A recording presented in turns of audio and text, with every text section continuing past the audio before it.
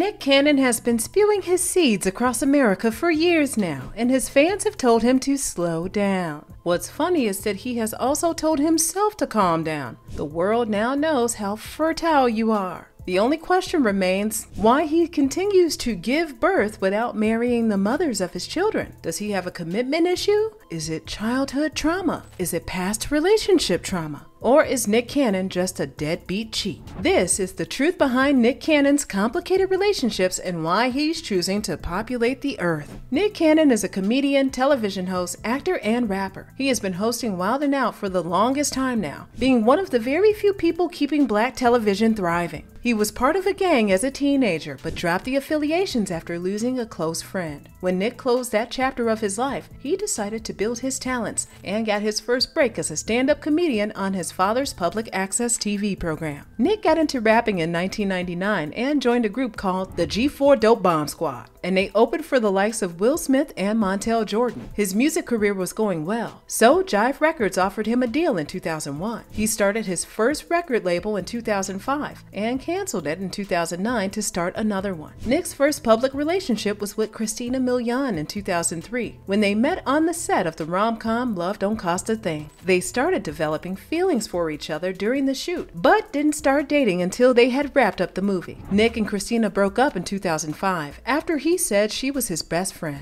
After the breakup, Christina Milian released a breakup anthem called Gonna Tell Everybody. She sang, "And I'm gonna tell everybody 'cause you cheated. And I'm gonna tell everybody and mistreated. And I'm gonna tell everybody I don't need you. And I'm gonna tell everybody so you're leaving. And I'm gonna tell everybody I don't need it. And I'm gonna tell everybody don't believe it. And I'm gonna tell everybody you deceive it." Fans were speculating that she was calling Nick out for cheating on her, as she also revealed in an interview that during their relationship, she saw a bunch of incriminating messages on Nick's phone. Not only did Nick come out to deny the allegations, he also denied ever being in a relationship with the actress. In his words, "I wasn't cheating. You got to be in a relationship to cheat. If I am careless enough to allow myself to get caught, then that means I wanted to get caught. The word is careless. You know what careless means? I could care less. I was at an age where I didn't care." In essence, he was claiming that he was too young to be in a committed relationship with Christina Milian, so it was okay for him to cheat and get caught, since that was what he wanted anyways.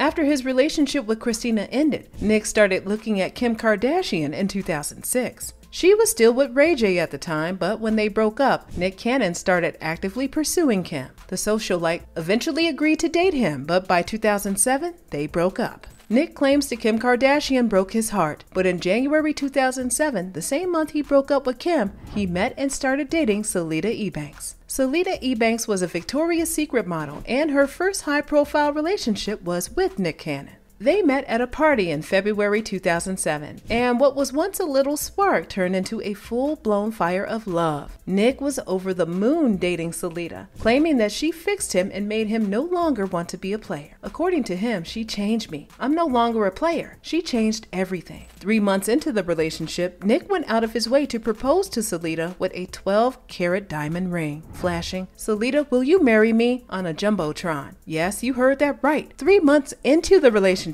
Of course, everyone was happy for him, but as quickly as the relationship started, it ended. 4 months after Salida revealed some of their engagement plans, the engagement was called off. When she was asked why, she claimed that it was because they were both young and marriage wasn't something they were ready for yet. But wasn't that something they discussed before going ahead with the magnanimous proposal? Their representatives claimed they wanted to take a break to focus on their career. But is that all there is to the story? After his relationship with Salida ended, dating rumors between Nick and Mariah Carey started erupting. The pair first met in 2005 at the Teen Choice Awards, when Nick presented Mariah with the award for the Choice R&B Song. Before getting on stage to present the award, Nick had a brief encounter with Mariah Carey backstage, where she approached him and told him that she hears all the nice things he says about her in interviews. He then asked her to allow those things to come true, which he claimed made her float. 3 years down the line, in April 2008, Mariah Carey cast Nick Cannon as her love interest in a music video for Bye Bye. The chemistry they shared in that video made people question if they had an off-screen romance, which the R&B singer denied. But later that month, they were seen together in the club for the Brat's 34th birthday, and they were in questionable position.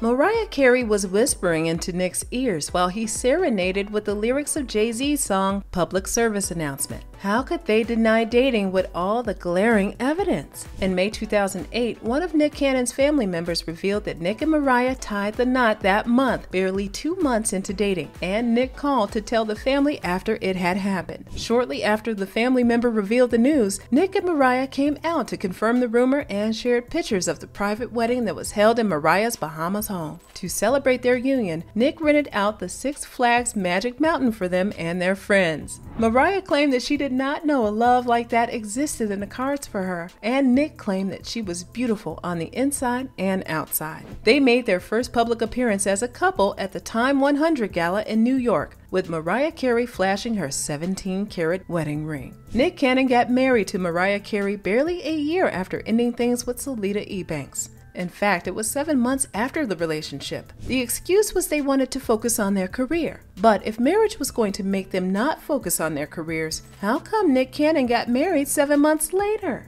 Mariah Carey shared that they hid the relationship because they didn't want people questioning them and asking if they knew what they were doing. By July 2009, they were already making plans to start a family, but said they wanted to establish some things first before going ahead. Their relationship was filled with a lot of PDA, and if you don't know what that means, it is a public display of affection. Whether it was at an award show or when Nick was hosting America's Got Talent, they were always showing up for each other, which was truly all that mattered in the moment.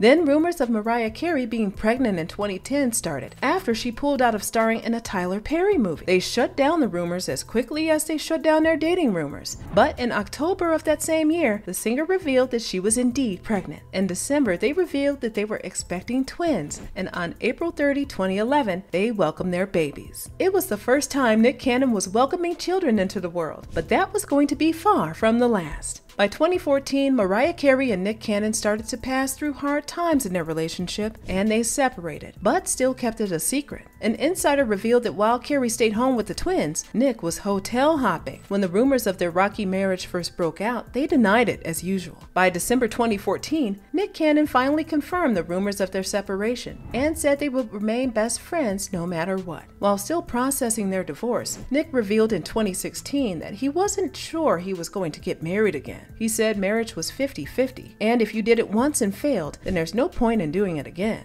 Although that is questionable advice, Nick Cannon actually stuck to it, but that did not stop him from dating women and giving birth to more children. His divorce from Mariah Carey was finalized in November 2016, and it got messy when it got to the issue of custody and sharing property. But the pair continued to co-parent their twins, which takes us to his next relationship. After the divorce was finalized, Nick Cannon was cited with Jessica White in 2016. Their relationship didn't make it out of 2016, though there is no bad blood between them. They didn't share any reason in particular for their breakup, but both of them remained close friends, quite similar to how he has remained friends with all of his exes. In 2020, Jessica White got pregnant for the TV host and had a miscarriage, even if they were not together. After his short-lived relationship with Jessica White ended, Nick Cannon got into an on and off again relationship with Brittany Bell. We will go off on a limb here and say his relationship with Brittany Bell may have contributed to his breakup with Mariah Carey. And here is why. Nick met Brittany in 2015 when his marriage with Mariah Carey was on the rocks. Brittany gave birth to their first child together in February 2017. Barely 3 months after Nick had finalized his divorce with Mariah Carey. What are we getting from this? Yeah, hold that thought and we will come back to it. In December 2020, Brittany gave birth to her second child with Nick, and the third one came in September 2020. During that time that Brittany was making babies with him, Nick Cannon was also making babies with and dating Abby De La Rosa. Nobody really knows when Nick started dating Abby, but she had her first set of twins with him in June 2021 and again in November 2022. Nick claimed that they were in an open relationship, and even if Abby said the same, she had a different way of viewing it. Abby said she was enjoying her relationship with Nick, but she knew he wasn't her forever person. She said she was looking at having a monogamous relationship in the future. Now, get this. If she preferred monogamous relationships, why do you think she was in an open relationship with Nick? Abby also said she was friends with one of Nick's baby mamas. Why? Is their love for Nick so deep that it's seeping to their relationships? It seemed like Abby was only in an open relationship because she was scared of not being able to date Nick, not because it was something she enjoyed. During the open relationship phase with Abby, Nick also dated Alyssa Scott, a model that appeared on Wild 'N Out in 2019 when he was still hosting. She had her first child with him in December 2021, and the boy died. Bless his heart. Then they had a second child in December 2022. Around the same time, Abby and Brittany were also having his babies. Nick Cannon also dated Bree Teasel, whom he met in 2013 on Wild 'N Out, and he was still married to Mariah Carey. They had an on and off relationship until she got married to someone else in 2018. After their divorce was finalized in 2021, she got back together with Nick Cannon. They had their first child together in June 2022. 3 months after Bree gave birth to their kid, Lanisha Cole also gave birth to a child for Nick Cannon. And it came as a shock to fans because nobody knew she was pregnant until she gave birth. Nick Cannon suddenly became protective of Lanisha and asked people to allow her to revel in the beauty of motherhood. Now, let's go back to the thought you've been holding.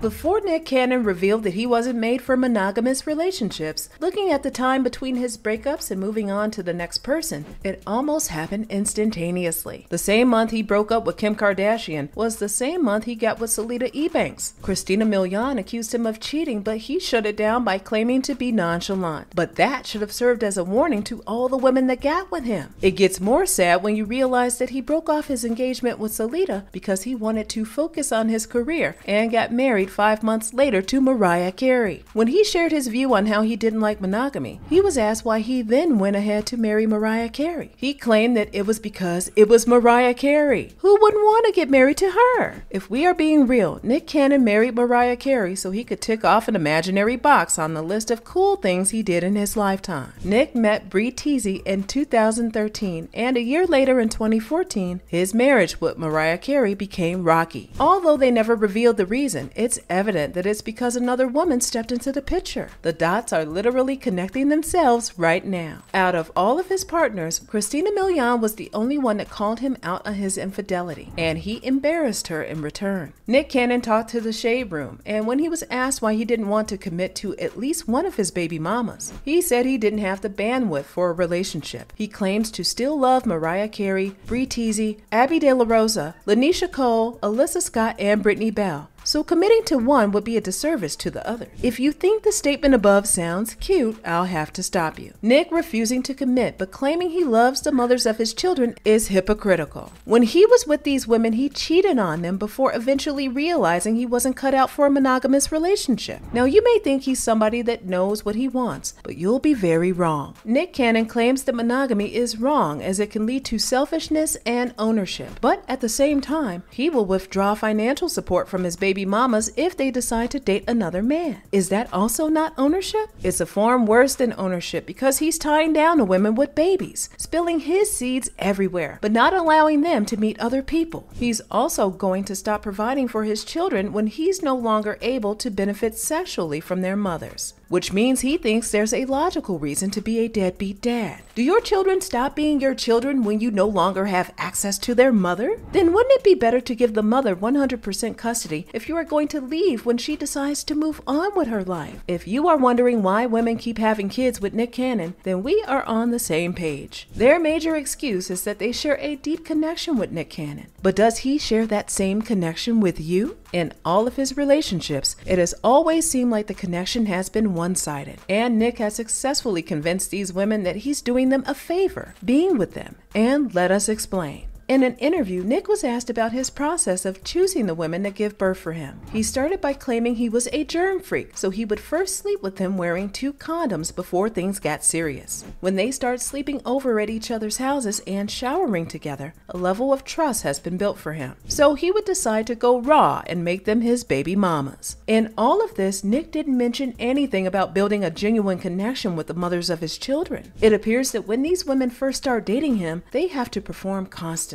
until he decides that they are good enough for him. Afterwards, he will start having raw with them, and they will feel like this is the height of commitment from Nick, which will make them think it's okay to have children for him. If they claim that they have a genuine connection with Nick, why is it okay for him to make unreasonable rules for them like they can't date anyone except him? These women may be celebrities, but it makes no sense to take 100% responsibility for a child whose father is still alive and getting with whoever he likes. It feels like a hostage situation. And the only reason he can do things like this is because some people would defend his reasons. If Nick Cannon expects complete faithfulness from women he's not dating, then he needs to put a ring on all their fingers and zip his pants up, for crying out loud. Nick Cannon's major reason for not supporting his baby mamas if they decide to move on is that he doesn't want them to be with him just for the money. But most of these women are celebrities too, and even if they don't make as much as Nick, they are able to support themselves financially, with or without his help. So let us help him adjust his fears. Nick Cannon is a rich man who gets with women for the sole purpose of having children and financially controlling them while tricking them into believing that they have a connection with him. The only reason he does these things is because he can, and nobody is holding him accountable.